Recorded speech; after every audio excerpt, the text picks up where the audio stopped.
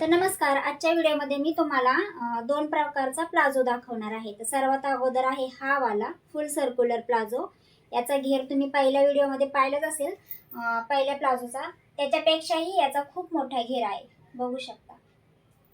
पहिल्या वाल्यापेक्षा पण याचा खूप मोठा घेर आहे, कारण हा 60च्या पानामध्ये याला मी बनवलेला आहे। त्याच्यामुळे ह्याचा घेर पहिला वाला जो मरून कलरचा प्लाझो होता त्याच्यापेक्षाही जास्त घेर आहे आणि सेम शिवलेला आहे।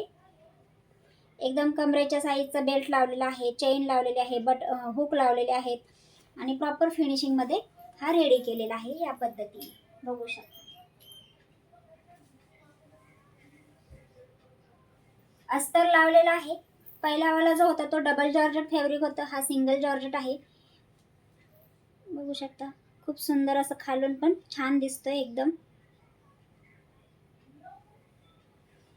आणि आता जो दुसरा आहे तो हाफ सर्क्युलर प्लाझो आहे, तो या पद्धतीचा।